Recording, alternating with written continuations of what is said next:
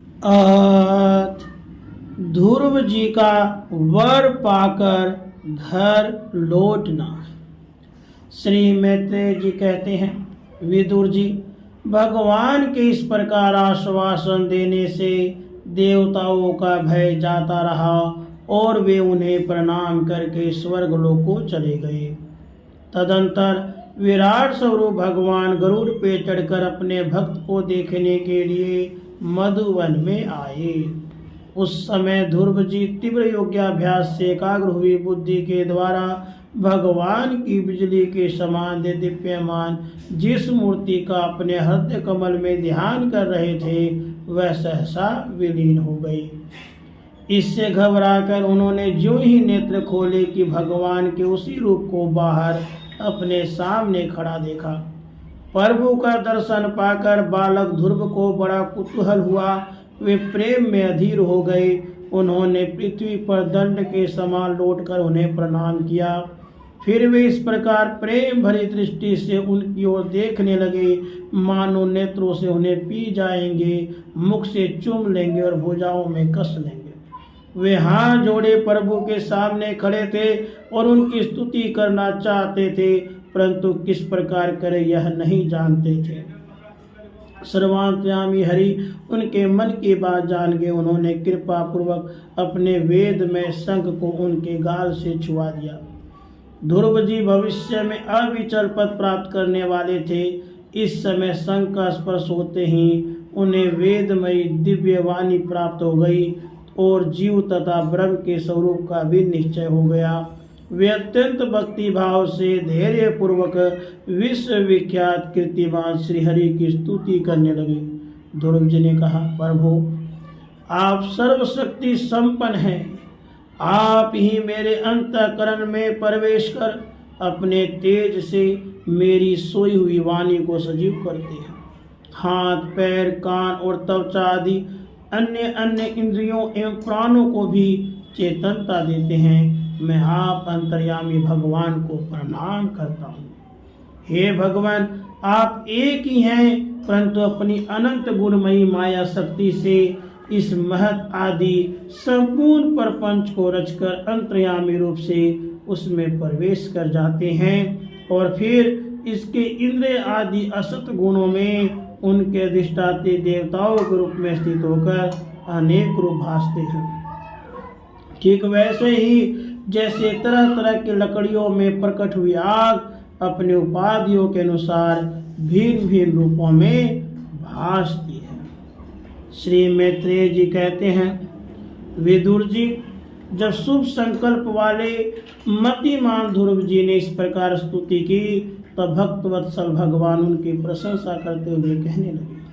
श्री भगवान ने कहा, उत्तम व्रत का पान करने वाले राजकुमार, मैं तेरे हृदय का संकल्प जानता हूँ। यद्यपि उस पद का प्राप्त होना बहुत कठिन है, तो भी मैं तुझे वह देता हूँ। तेरा कल्याण हो। भद्र, जिस तेजों में अविनाशी लोक को आज तक किसी ने प्राप्त नहीं किया, जिसके चारों ओर ग्रह, नक्षत्र और तारागण रूप ज्योतिष चक्र उसी प्रकार चक्कर काटता रहता है जिस प्रकार मेढी के चारों ओर दंवरी के बल घूमते रहते हैं।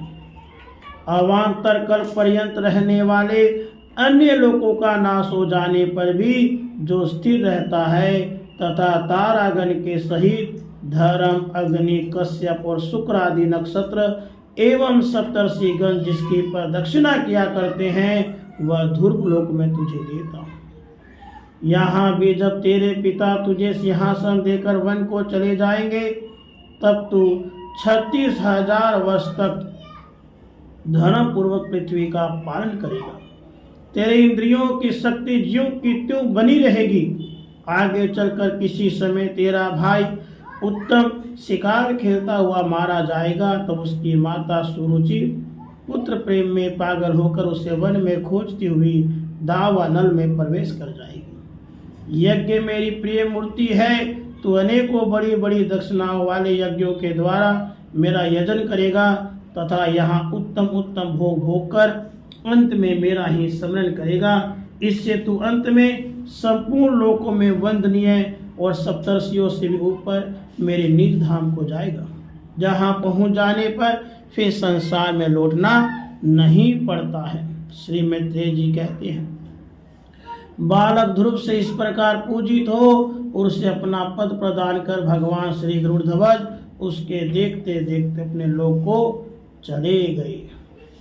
तदंतर सज्जनों में अग्रगण्य ध्रुव जी ने पिता के चरणों में प्रणाम किया और उनसे आशीर्वाद पाकर कुशल प्रश्न आदि से सम्मानित हो दोनों माताओं को प्रणाम किया। छोटी माता सुरुचि ने अपने चरणों पर झुके हुए बालक ध्रुव को उठाकर हृदय से लगा लिया और अश्रु गदगद वाणी से चिरंजीवी रहो ऐसा आशीर्वाद दिया। जिस प्रकार जल स्वयं ही नीचे की ओर बहने लगता है, उसी प्रकार मैत्री आदि गुणों के कारण जिस पर श्री भगवान प्रसन्न हो जाते हैं, उसके आगे सभी जीव झुक जाते हैं। इधर उत्तम और ध्रुव दोनों ही प्रेम से विह्वल होकर मिले। एक दूसरे के अंगों का स्पर्श पाकर उन दोनों के ही शरीर में रोमांच आया और नेत्रों से बार बार अश्रुधारा बहने लगी। ध्रुव की माता सुनुति अपने प्राणों से प्यारे पुत्र को गले लगाकर सारा संताप भूल गई। उसके सुकुमार अंगों के स्पर्श से उसे बड़ा ही आनंद प्राप्त हुआ। राजर्षि उत्तानपाद ने अपने पुत्र के प्रति अद्भुत प्रभाव की बात देवर्षि नारद से पहले ही सुन रखी थी। अब उसे प्रत्यक्ष वैसा ही देखकर उन्हें बड़ा आश्चर्य हुआ। फिर यह देखकर कि अब ध्रुव तरुण अवस्था को प्राप्त हो गए हैं, अमात्यगण उन्हें आदर की दृष्टि से देखते हैं। प्रजा का भी उन पर अनुराग है।